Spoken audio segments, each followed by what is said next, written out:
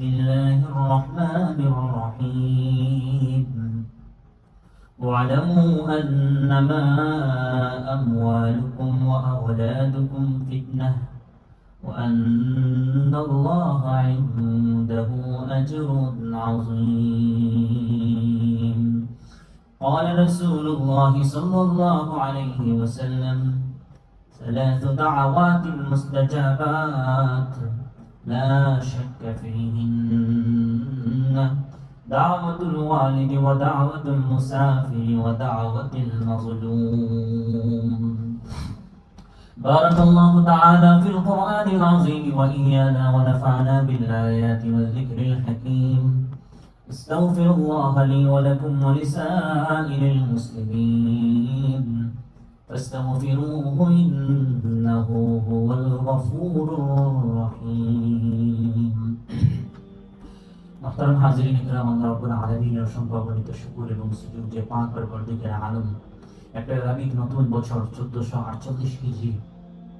1448 হিজরি মানে হচ্ছে আমাদের রাসূলুল্লাহ সাল্লাল্লাহু আলাইহি ওয়াসাল্লাম মক্কা থেকে মদিনায় হিজরত করেছিলেন।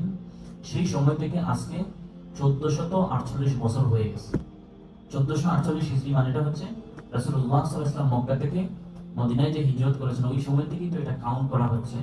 এজন্য রাসূলুল্লাহ সাল্লাল্লাহু আলাইহি ওয়াসাল্লামের হিজরতের 1448 বছর হয়ে গেছে। সুবহানাল্লাহ। এর পরবর্তীতে রাসূলুল্লাহ সাল্লাল্লাহু আলাইহি ওয়াসাল্লাম আরো 10 বছর মদিনায় অবস্থান করেছেন, তারপরে তিনি ইন্তেকাল করেছেন। তো প্রথম যে 40 বছর রাসূলুল্লাহ সাল্লাল্লাহু আলাইহি ওয়াসাল্লাম নবুয়ত লাভের আগে, সেই 40 বছর তো মক্কায় ছিলেন। পরে আরো 13 বছর তিনি মক্কায় ইসলামের দাওয়াত দিয়েছিলেন, তাহলে টোটাল 53 বছর।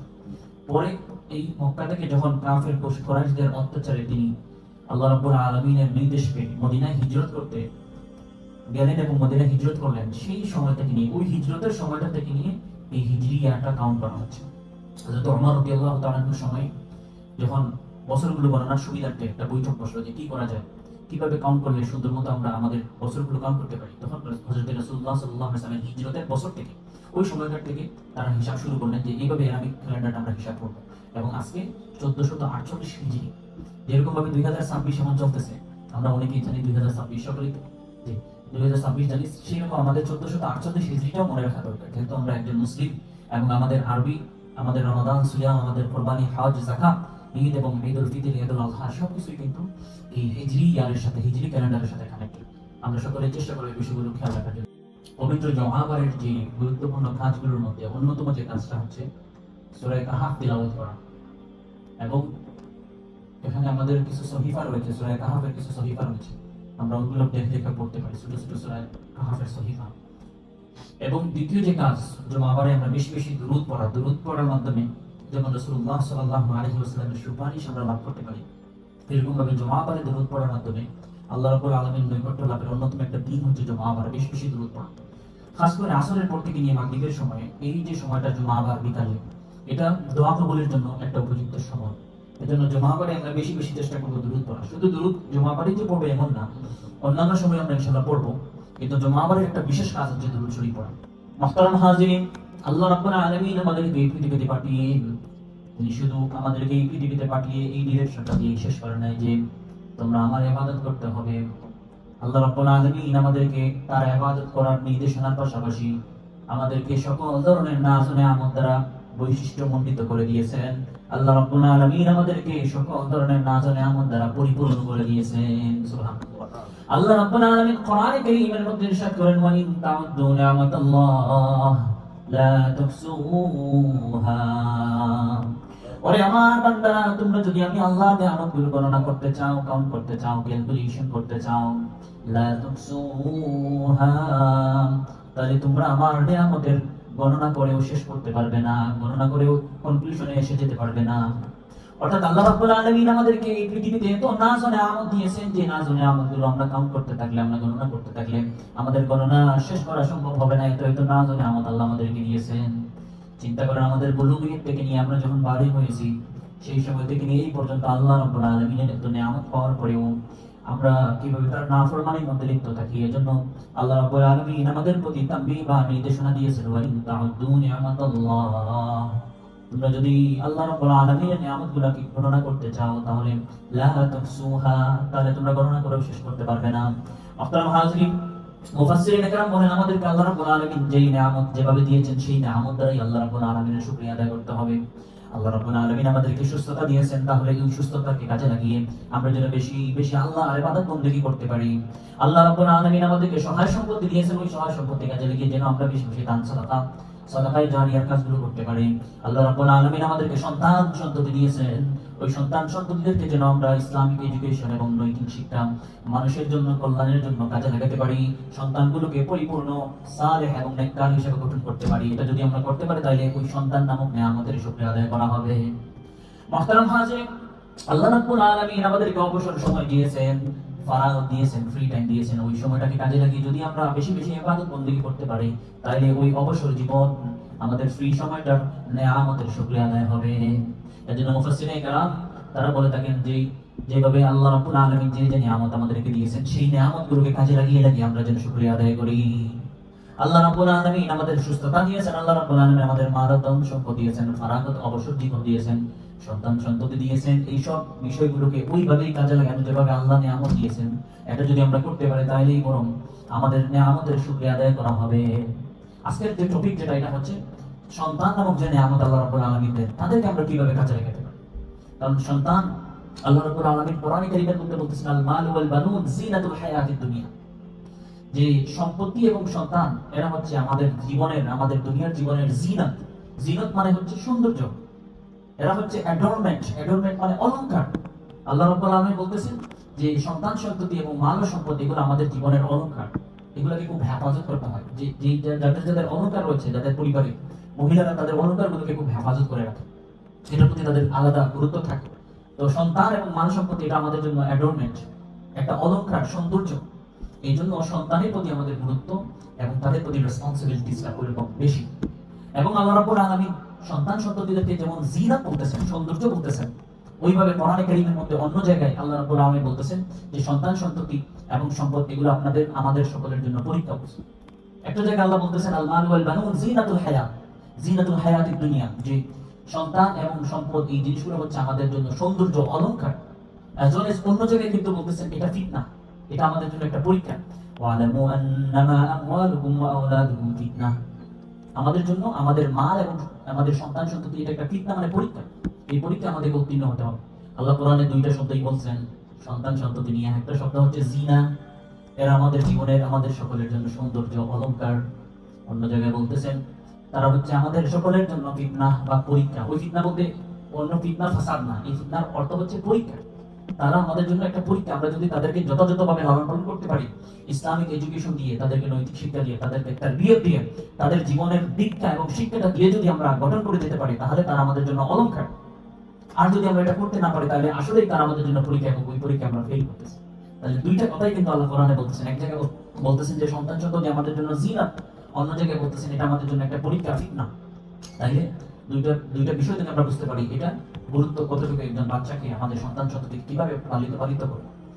মুহতারাম হাজিরিন, বিশেষ করে এই দেশের মধ্যে আমরা অনেকেই আমাদের বাচ্চা কাচ্চাদের জন্য একটা ঘর করতে আমরা সবসময় ব্যতিব্যস্ত থাকি। কিভাবে আমার ছেলে সন্তানদের জন্য একটা বড় ঘর করব, একটা পিসফুল এবং আরামদায়ক ঘর করতে পারি, এটা আমাদের সকলের কনসার্ন। আমাদের সকলের অন্য কনসার্ন হচ্ছে কিভাবে একটা বিজনেস দাঁড় করাবো, যে বিজনেসটা আমার ছেলে সন্তানরা হোল্ড করবে। এই দেশে অন্যান্য ব্যতিব্যস্ততার মধ্যে সন্তান সন্ততিদের এডুকেশন যেটা, এটা নিয়ে অনেকে ব্যস্ত। বিশেষ করে তার কলেজ ডিগ্রি নিয়ে আসে কোথায় পড়াশোনা করবে, সবাই প্যাশনেট আইভি লীগ এবং অন্যান্য বিভিন্ন ইউনিভার্সিটিতে কিভাবে পড়াবে।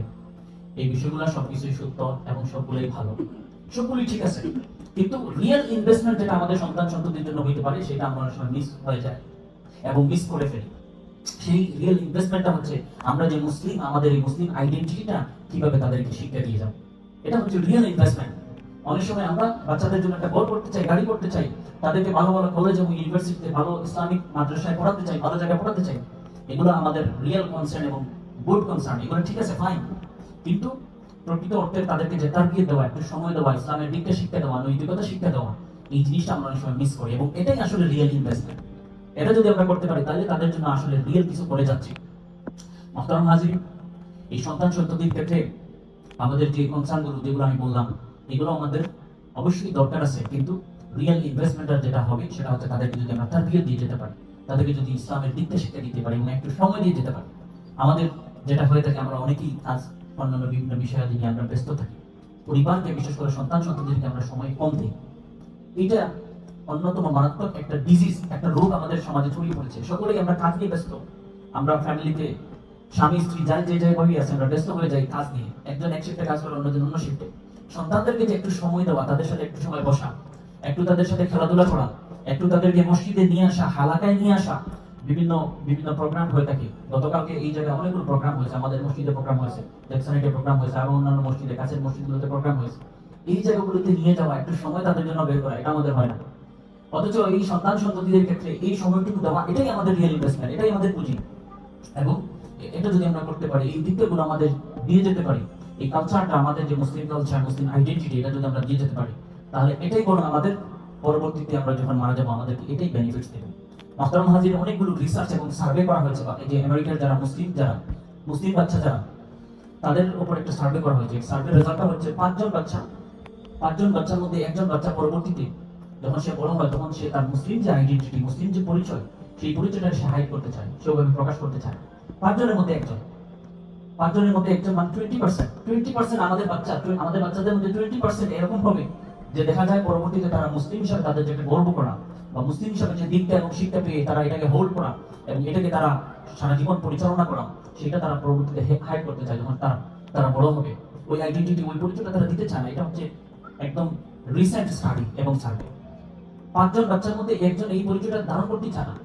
এটার ক্ষেত্রে আমাদের আসলে গাফলতি রয়েছে। আমরা বাচ্চাদেরকে সময় দেই না। আমরা বাচ্চাদেরকে একটু মসজিদে নিয়ে আসা, একটু হালাকায় নিয়ে যাওয়া, একটু বুজুর্গানা দিনের মাহফিলে নিয়ে যাওয়া, একটু বাচ্চাদেরকে নিয়ে মাকবারা বা যে জায়গাগুলোতে আমাদের কবরস্থান রয়েছে, নিউ জার্সি এবং লং আইল্যান্ড, আশপাশে মনে হয় নিউ ইয়র্কও রয়েছে, ওগুলোতে নিয়ে যাওয়া, তাদেরকে বোঝানো যে কবর জিয়ারত করতে হবে। এরকম যখন আমরা মারা যাবো, তখন বাচ্চাও যেন এরকম গিয়ে হাজির হয়, আমাদের জন্য কিছু পড়াশোনা করে। এই জিনিসগুলো আমরা করি না। তো অন্তত পক্ষে নামাজে আসার সময় যেন বাচ্চাটাকে নিয়ে আসে, একটু সময় দিই। এই জিনিসটা আমরা অনেক সময় করতে পারি না, ব্যস্ততার কারণে। ব্যস্ততাটাও আমাদের রিয়েল এবং এটার বাস্তবতা রয়েছে। আমরা অনেক ব্যস্ত, এবং একটা ব্যস্ত সিটিতে যদি কাজ না করি তাহলে অনেক প্রবলেম হতে পারে।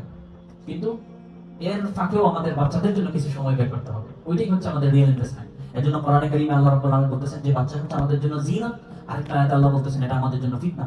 জিনাত মানে সৌন্দর্য, অ্যাডর্নমেন্ট, দে আর অ্যাডর্নমেন্ট, তারা আমাদের জন্য অলংকার, এবং অন্য জায়গায় বলা হচ্ছে তারা আমাদের জন্য পরীক্ষা। মুহতারাম হাজিরিন, রাসূলুল্লাহ সাল্লাল্লাহু আলাইহি ওয়াসাল্লাম হাদিসের মধ্যে যে কথাটা বলতেছেন যে আলা কুল্লুকুম রাঈন ওয়া কুল্লুকুম মাসউলুন আন রাইয়াতিহি, আমাদের প্রত্যেকেই এক একজন দায়িত্বশীল, এবং প্রত্যেকেই এই আমাদের অধীনস্থ যারা, তাদের ব্যাপারে জিজ্ঞাসিত হবে। আলা কুল্লুকুম রাঈন, আমরা প্রত্যেকেই এক একজন দায়িত্বশীল। রাঈন মানে দায়িত্বশীল, আমাদেরকে জিজ্ঞেস করা হবে। ওয়া কুল্লুকুম মাসউলুন আন রাইয়াতিহি, এবং আমাদেরকে আমাদের দায়িত্ব সম্পর্কে, আমাদের অধীনস্থ সম্পর্কে কোরআনে হাদিসের মধ্যে আসতেছে যে আমাদেরকে জিজ্ঞেস করা হবে যে আমরা আমাদের দায়িত্ব সম্পর্কে কতটুকু আমরা সচেতন ছিলাম। ওয়ার রাজুলু দাঈন আলা আহলি বাইতিহি, এবং একজন ব্যক্তি, একজন পুরুষ তার পরিবার পরিজন সম্পর্কে সে জিজ্ঞাসিত হবে। তার পরিবার পরিজন তার অধীনস্থ, এবং তাদের সম্পর্কে তাকে জিজ্ঞাসা করা হবে।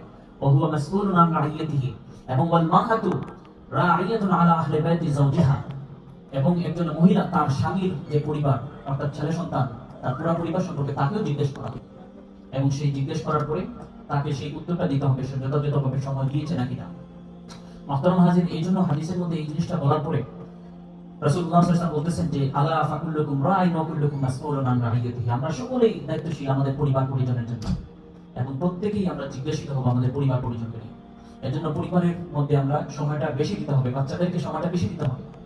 হযরত রাসূলুল্লাহ সাল্লাল্লাহু আলাইহি ওয়াসাল্লাম একবার নামাজ পড়তেছেন, বুখারী শরীফের হাদিস, নামাজ পড়তেছেন এবং তিনি চিন্তা করতেছিলেন যে একটা লং পড়বেন নামাজটা, অনেক লম্বা করে নামাজটা পড়লেন। কিন্তু কাছে একটা বাচ্চা হঠাৎ করে কান্না শুরু করছে। রাসূলুল্লাহ সাল্লাল্লাহু আলাইহি ওয়াসাল্লাম নামাজটাকে শর্ট করে দিয়েছেন এবং বাচ্চাটাকে হোল্ড করেছেন, বলতেছেন যে হয়তো তার মা ব্যস্ত থাকবে, এজন্য বাচ্চাটাকে তিনি নিয়ে নিয়েছেন। সেই হযরত রাসূলুল্লাহ সাল্লাল্লাহু আলাইহি ওয়াসাল্লাম নামাজ পড়তেছেন, সিজদার মধ্যে গেছেন। ওই সময় হযরত হাদিসের মধ্যে আসছে হাসান অথবা হুসাইন, হাদিসের যিনি রাবী তিনি খেয়াল করতে পারেন না যে কোন নাতি। রাসূল কারীম সাল্লাল্লাহু আলাইহি ওয়াসাল্লামের দুই নাতি হযরত হাসান এবং হুসাইন রাদিয়াল্লাহু তাআলা আনহুমা, তাদের মধ্যে যে কোনো একজন রাসূলুল্লাহ সাল্লাল্লাহু আলাইহি ওয়াসাল্লাম যখন সিজদার মধ্যে গেছেন, তখন পিঠের মধ্যে, কাঁধের মধ্যে উঠে গেছে। তখন রাসূলুল্লাহ সাল্লাল্লাহু আলাইহি ওয়াসাল্লাম এই সিজদাটাকে অনেক লম্বা করছে, কারণ বাচ্চাটা যেহেতু উপরে উঠছে, ওভাবেই থাকুক। কি মহব্বত, কি সময় দেওয়ার দৃষ্টান্ত! চিন্তা করে রাসূলুল্লাহ সাল্লাল্লাহু আলাইহি ওয়াসাল্লাম লং করছেন। নামাজ শেষে সাহাবায়ে কেরাম রাসূলুল্লাহ সাল্লাল্লাহু আলাইহি ওয়াসাল্লামকে কোশ্চেন করছেন, ইয়া রাসূলুল্লাহ, আজকে তো দেখি সিজদাটা অত্যন্ত লম্বা করলেন, কি বিষয়? হঠাৎ করে একটা বেশি লম্বা সিজদা। তখন রাসূলুল্লাহ সাল্লাল্লাহু আলাইহি ওয়াসাল্লাম বললেন যে এটা লম্বা করার কারণ হচ্ছে আমার পিঠের উপর হাসান অথবা হোসেন থেকে তার একজন নাতি উঠে গিয়েছিল এবং তিনি চিন্তা করলেন যে তাকে এইভাবেই সময় দেওয়া হোক। মহব্বতের নজরানা দৃষ্টান্ত কিভাবে রাসূলুল্লাহ সাল্লাল্লাহু আলাইহি ওয়াসাল্লাম তার নাতিদেরকে সময় দিয়েছেন। চিন্তা করেন রাসূলুল্লাহ সাল্লাল্লাহু আলাইহি ওয়াসাল্লাম তিনি ছিলেন এই উম্মতের লিডার এবং আমাদের সকলের সর্দার, নবীগণের সর্দার। তিনি তার এত ব্যস্ত জীবন, এত ব্যস্ত স্কেডিউল, এরপরেও তিনি তার নাতি যারা তার পরিবার পরিজনকে, বাচ্চাদেরকে এরকম সময় দিতেন। সুবহান। মুহতারাম হাজির, হযরতে রাসূলুল্লাহ সাল্লাল্লাহু আলাইহি ওয়াসাল্লামের এই ঘটনার পরে একজন সামনে ছিলেন একজন সাহাবী, তিনি এগুলো যখন দেখলেন, সাহাবীর নাম হচ্ছে আকিল ইবনে হাসিব। আকিল ইবনে হাবিস তিনি দেখলেন যে রাসূলুল্লাহ সাল্লাল্লাহু আলাইহি ওয়াসাল্লাম বাচ্চাদেরকে এরকম সময় দিচ্ছেন। তখন আকিল ইবনে হাবিস বললেন, ইয়া রাসূলুল্লাহ, আমার তো 10 জন বাচ্চা রয়েছে, কিন্তু আমি এভাবে সময় দিই না, তাদেরকে কিস পর্যন্ত করি না, তাদেরকে একটু সময় দিই না, আদর সহা করি না। তখন রাসূলুল্লাহ সাল্লাল্লাহু আলাইহি ওয়াসাল্লাম বললেন, মান লাম ইয়ারহাম লা ইউরহাম। হে আকিল ইবনে হাবিস, তুমি তাদের প্রতি যদি দয়া প্রকাশ না করো, তাহলে তোমার প্রতি আল্লাহর থেকে দয়া প্রকাশ করা হবে না। এজন্য ছোট ছোট বাচ্চাদের প্রতি আমাদের দয়া পরশ হতে হবে, মহব্বতের দৃষ্টিতে তাদের সাথে থাকতে হবে, তাদের সাথে কথা বলতে হবে, তাদের প্রতি কাইন্ডনেস এবং আমাদের যে এমপ্যাথি, সিম্প্যাথি, এই জিনিসগুলো সহ করতে হবে। যেটা হযরত রাসূলুল্লাহ সাল্লাল্লাহু আলাইহি ওয়াসাল্লাম বলছেন, মান লাম ইয়ারহাম লা ইউরহাম। আমরা যদি বাচ্চাদের প্রতি, আমাদের অধীনস্থদের প্রতি রহম দিলা না হই, তাহলে তারাও কি হবে না, রহম দিলা হবে না। তাদের প্রতি যদি আমরা এটা না করি, তাহলে আল্লাহর পক্ষ থেকে আমরা রহমত প্রাপ্ত হব না। মুহতারাম হাজির, রাসূলুল্লাহ সাল্লাল্লাহু আলাইহি ওয়াসাল্লাম একটা হাদিসের মধ্যে বলেছেন, যে হাদিসটা এখানে উল্লেখ করা অত্যন্ত গুরুত্বপূর্ণ। আমরা যখন চিন্তা করি যে আমাদের বাচ্চা কাচ্চাদের জন্য কি ইনভেস্টমেন্ট আমরা করতে পারি, একটা বড় হাউস করে যাব, একটা গাড়ি করব, একটা বাড়ি করব, অথবা তাকে একটা কলেজ এডুকেশন, ভালো একটা ডিগ্রি নিয়ে দেবো, এই জন্য আমরা অনেকগুলো জিনিস পে করতে হয়। কিন্তু রাসূলুল্লাহ সাল্লাল্লাহু আলাইহি ওয়াসাল্লামের হাদিস দ্বারা জিনিসটা আমরা বুঝতে পারি তাদের জন্য আমাদের রিয়েল ইনভেস্টমেন্টটা কি হতে পারে। রাসূলুল্লাহ সাল্লাল্লাহু আলাইহি ওয়াসাল্লাম বলেছেন, ইজা মাতাল ইনসান ইনকাতা আনহু আমালুহু। যখন একজন মানুষ মারা যায়, তখন তার সব ধরনের আমল, সব ধরনের তার যে সওয়াব পাওয়ার রাস্তাগুলো সব বন্ধ হয়ে যায়।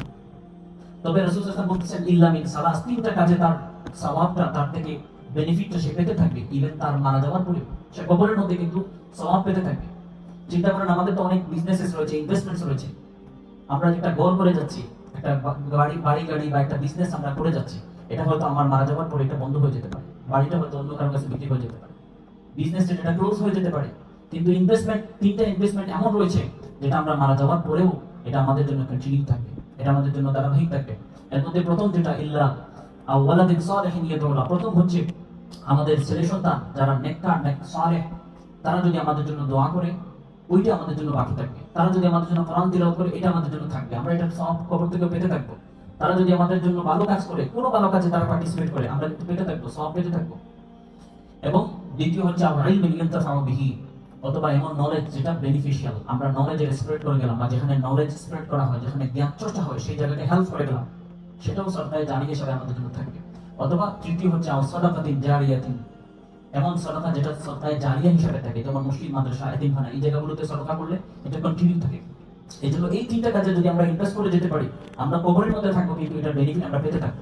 বাকি যত জিনিস আছে সব ক্লোজ হয়ে যাবে, বাড়ি যেটা আছে এটা অন্য অনেক হাত বদল হয়ে যাবে। আমরা আমাদের ছেলে সন্তানদের জন্য বাড়িটা রেখে যাচ্ছি, দেখা যাবে সে এটা পছন্দ হবে না, কদিন পরে এটা বিক্রি করে অন্য একটা কিনবে, এটা হতে পারে।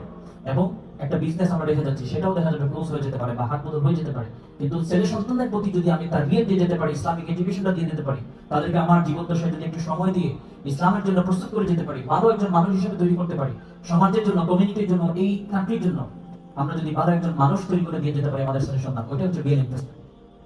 So respected brother, today's topic is about children, how we may guide them, how we may protect them. The first thing is Allah subhanahu wa ta'ala mentioned that the awlad, our children, they are the zinat, they are the adornment. And another verse Allah subhanahu wa ta'ala mentioned that they are fitna, they are our exam, they are our test.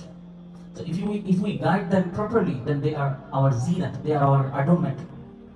Respected brother, how we may protect our children? The first thing is Prophet sallallahu alaihi wasallam mentioned that we should give our time, allocate time for them. As Prophet sallallahu alaihi wasallam, he was busiest man in the world, but he gave and he allocated his lots of time for his grandsons and everywhere, those where he see children, he gave his time to them. Even Rasulullah sallallahu alaihi wasallam, he was performing salah and he was intended to make it long, but when he heard that crying a children, he was crying, then Prophet sallallahu alaihi wasallam made his prayer shorten, and then he gave his time to this time. Then another time Hazrat Rasulullah sallallahu alaihi wasallam said to Hazrat Aqil ibn Habis that, oh Aqil, you have 10 children, but you should give them your kindness, your empathy and sympathy. If you don't, then you will not be shown mercy. Man lam yarham la yurham. If you don't show your mercy to them, then you will not be shown mercy by Allah subhanahu wa ta'ala. So we have to give our time to our kids, our children. We are busy, we have jobs and everything, but we should allocate few minutes, at least few hours for our children. We should guide them, and this is our real investment, my dear brother. We always worry about real investment for our children, but the real investment for our children is tarbiyah, is guidance of children towards Islam and Islamic things and ethics. My dear brother, Prophet ﷺ mentioned that إِذَا مَاتَ الْإِنسَانِ انْقَطَعَ عَنْهُ عَمَلُهُ. When a person dies, everything will close. Everything will be closed. But three things can be continued. The first thing is أَوْ وَلَدٍ صَالِحٍ يَدْعُو لَهُ. A pious and righteous child and children, they can make dua for their parents, and their parents can get benefits from these dua, even from the grave, from the qabr. And then second thing is our ilmin yuntafa'u lahu, our beneficial knowledge. If we spread beneficial knowledge for the community, for the society, for the ummah, then inshallah we'll get reward from our grave. And the third thing is our sadaqatin jariyah. The sadaqah jariyah, the sadaqah which continue. It can be in masjid, it can be in madrasa, in yatimkhana, everywhere. So my dear brother, inshallah we'll try to guide our children properly. And this summer is an opportunity for us. And from our masjid, we are offering a summer Islamic program for you, for your child. And the admission is totally free. So the classes will be from Monday to Thursday. So everyone try to bring your children here. Inshallah, we'll try to educate them. We'll try to guide them properly for the Islamic education and guidance, inshallah.